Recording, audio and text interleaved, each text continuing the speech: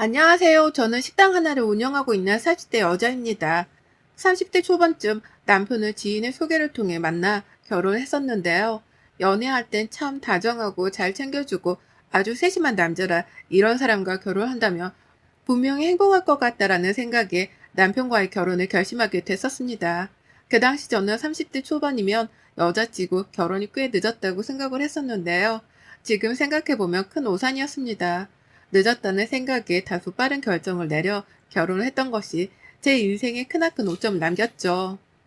상견례 때까지만 해도 시댁 어른분들도 참 점잖으시고 괜찮으셨던 것 같습니다. 시어머니께서 그저 애 잘 낳고 내 아들 묵은 밥만 안 먹이면 난 그거면 됐다 라던 말씀만 제외한다면 말이죠. 그 말을 그냥 나이 드신 어르신이 다들 하시는 말이라고 생각하며 넘기면 안 됐던 거더라고요.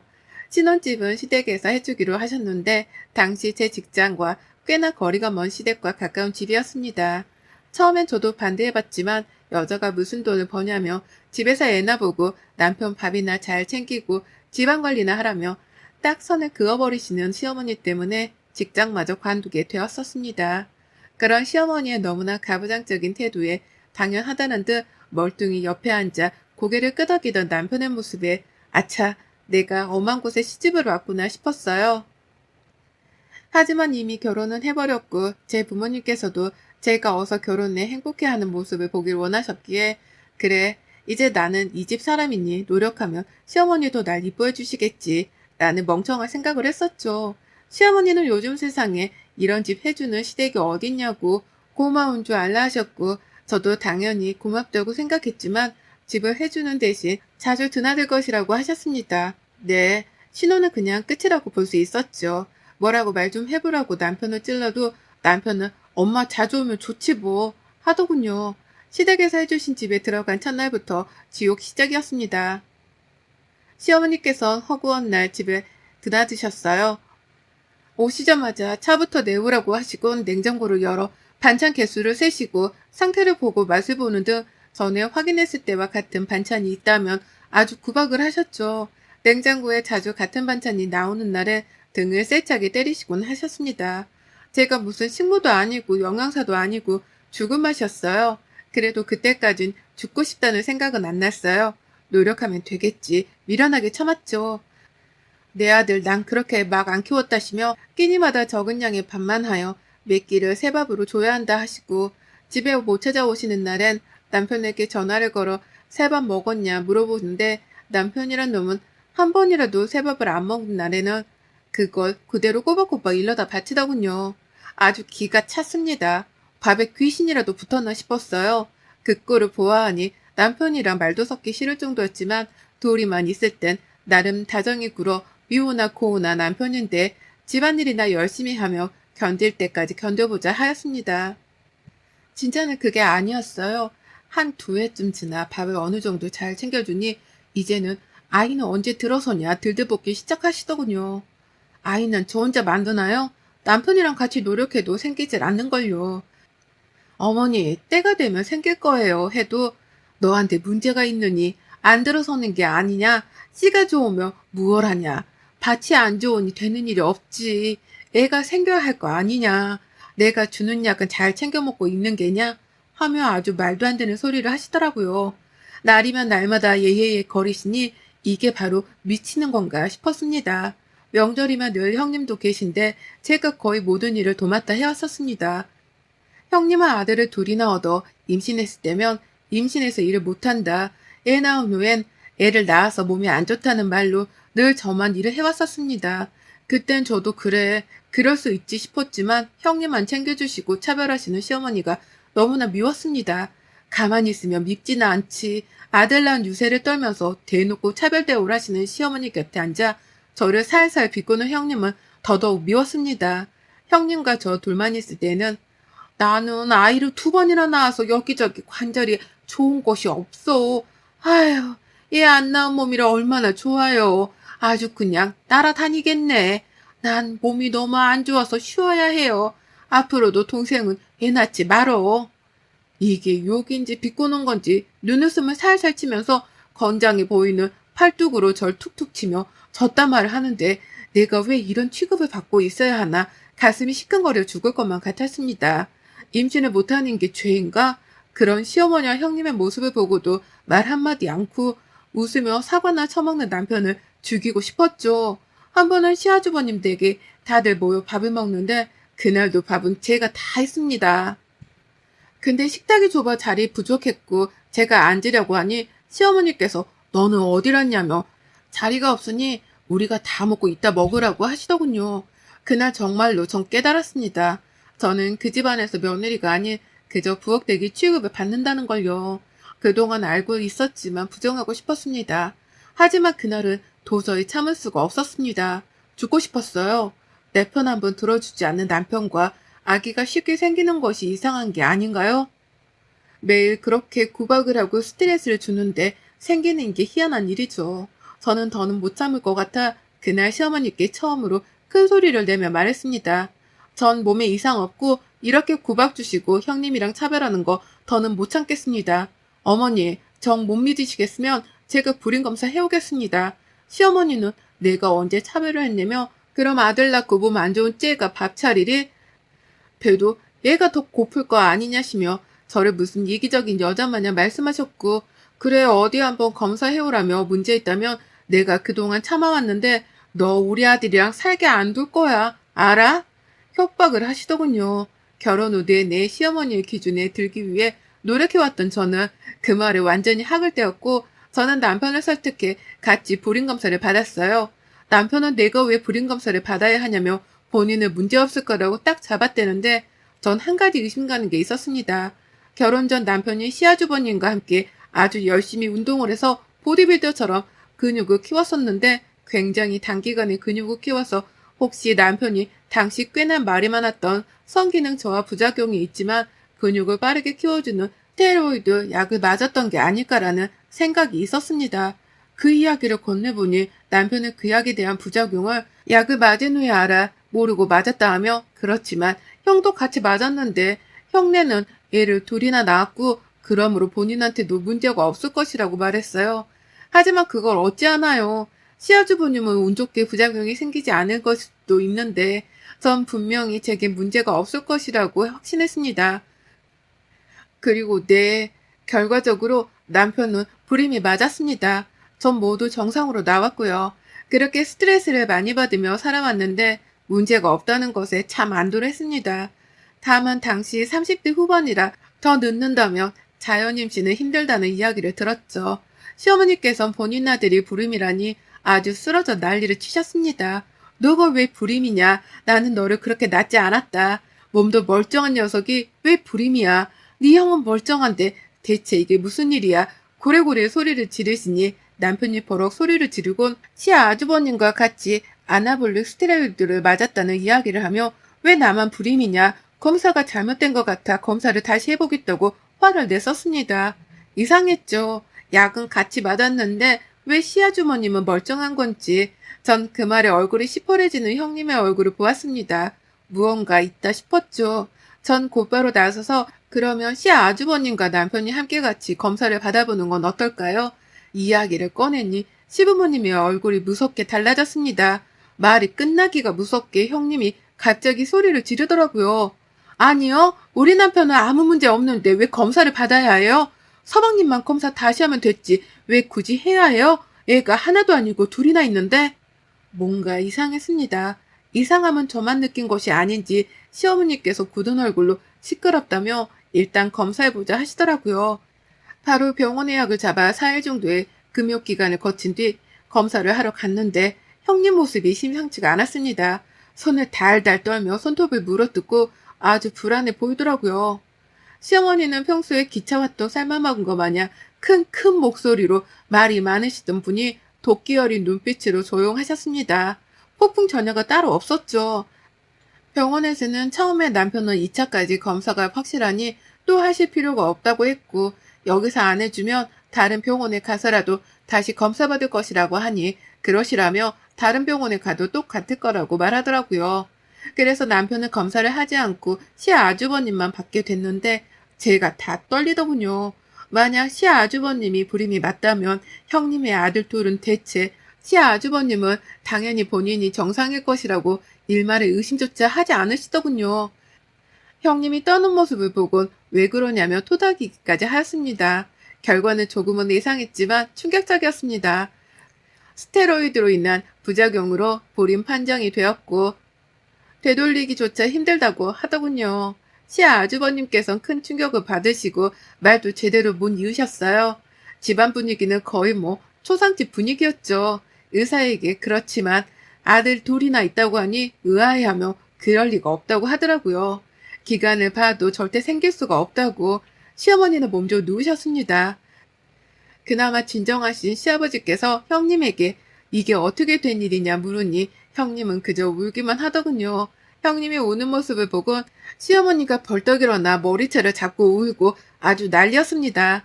형님은 머리가 다 뜯기고 얼굴이 다 핥히어져 피가 나는데도 그저 죄인처럼 울고만 앉아있더라고요. 시아주버님은 말없이 나가 남편이 한참을 찾으러 다녔지만 못 찾고 집으로 돌아왔었죠. 형님은 집에서 쫓겨났습니다.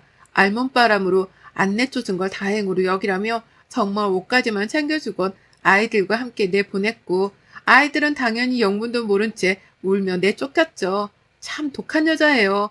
그래도 태어났을 때부터 그렇게 금이야 오기야 애지중지하며 애들에게 사랑을 줬는데 본인 피 안 섞인 걸 알자마자 저리 매정하게 내쫓으니 사람이 맞나 싶었습니다. 그리고 저는 당연히 이혼을 생각하고 있었습니다.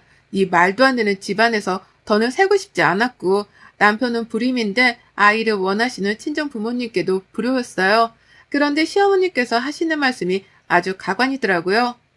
내 아들이 원래는 씨가 있었는데 사라진 것뿐이니 그래도 이미 결혼한 거 함께 해야 하지 않겠니?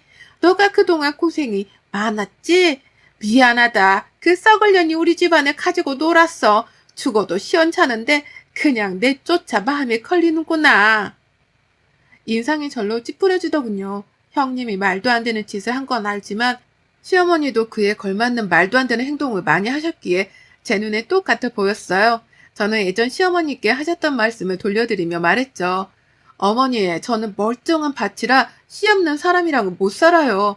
저희 부모님께서도 아이를 원하시고 이럴 줄 알았으면 애초에 신랑이랑 결혼도 안 했을 거예요.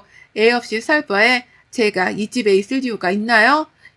이혼에 혼자 사는 게 낫지요. 눈을 부릅뜨며 절 노려보시는데 그래도 꿋꿋이 말했습니다. 제가 그동안 받았던 수모에 비하면 아무것도 아니었죠. 근데 시어머니는 그 말에 정말 제 귀를 의심할 만큼 끔찍한 제안을 제기하셨습니다. 옆에서 듣던 남편과 시아버지께서도 크게 놀라실 만큼 기상천외한 소리를 하셔서 저 여자는 끝도 없이 바닥을 보여주는구나 싶었죠. 천성이 그리 역겨운 사람인 듯 하였습니다. 시어머니는 시험관 시술 이야기를 하며 네 시아버지 씨로 시험관 시술 받으면 되지 않겠냐? 무엇이 다르냐? 그리하여도 다 괜찮다. 얘는 그렇게 가지면 됐지. 정말 미친 여자였어요.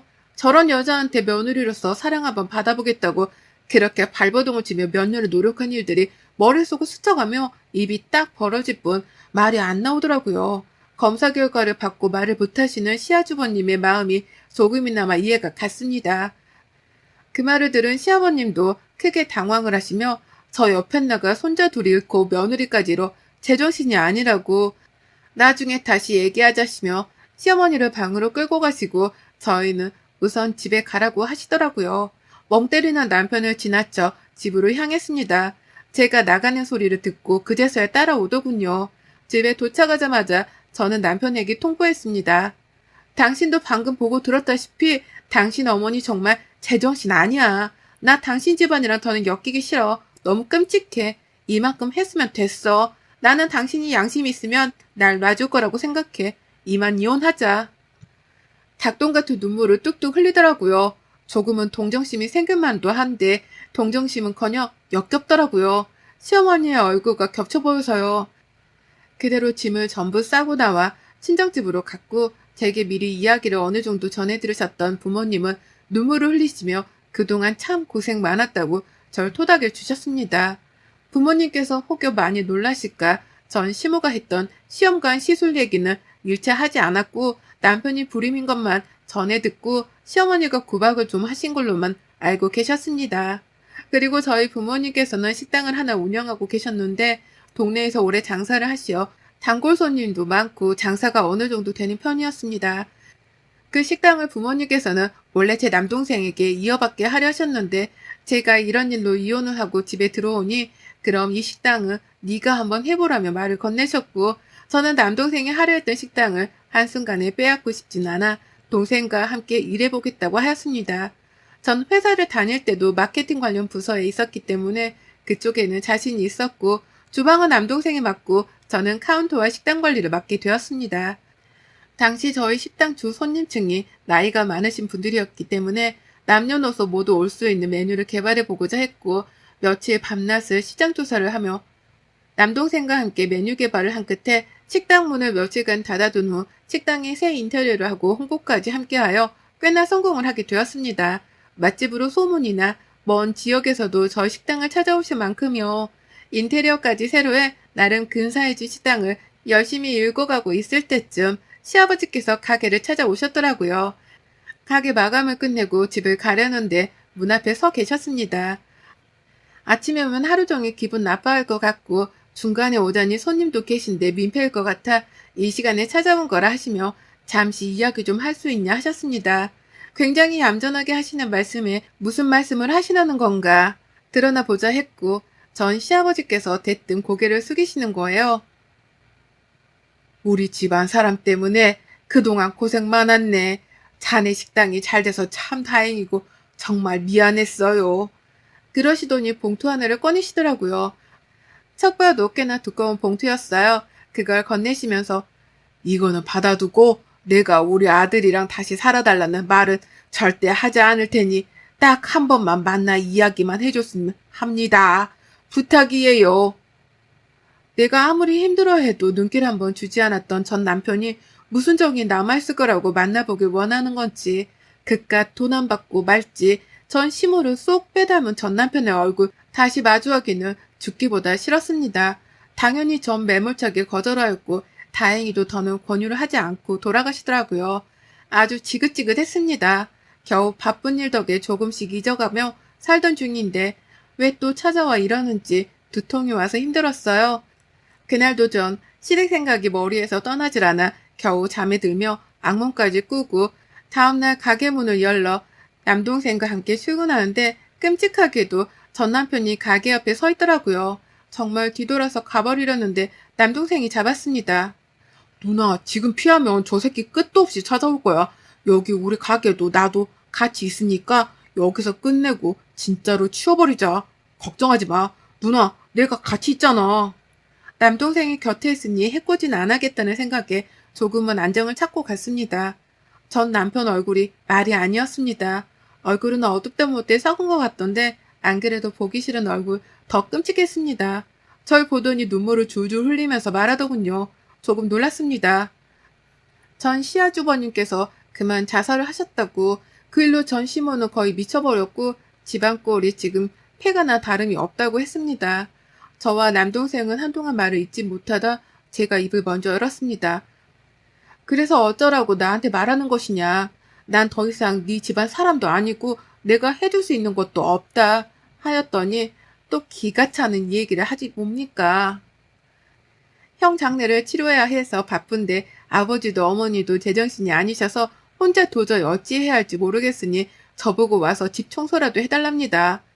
전 시부모 밥을 차리라고 하더군요. 정말 입이 떡 벌어지는 이야기라 전 남편 얼굴을 쳐다만 보고 있는데 남동생이 그 얘기를 듣고는 눈이 돌아 전 남편을 죽도록 팼습니다.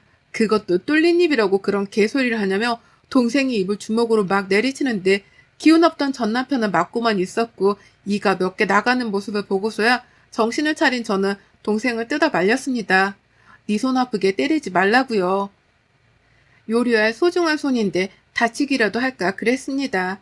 동생은 쉽게 진정이 안 되는지 계속 달려들려 하였고 전 남편은 비틀비틀 일어나 도망가더라고요.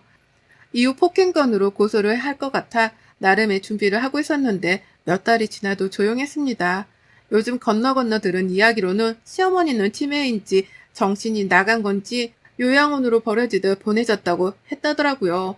다른 이야기는 듣지 못했습니다. 궁금하지도 않았고요. 저는 지금 정말 별일을 다 겪으며 고생 끝에 그 집에서 벗어나 동생과 함께 식당을 조금씩 넓혀가며 소소히 행복하게 지내고 있습니다. 식당이 꽤나 커져 프랜차이즈도 생각하고 있을 정도예요. 드디어 제 인생을 되찾은 것 같습니다. 여러분도 다들 행복하셨으면 좋겠습니다. 여러분의 생각은 댓글로 남겨주세요. 오늘도 시청해주셔서 정말 감사합니다.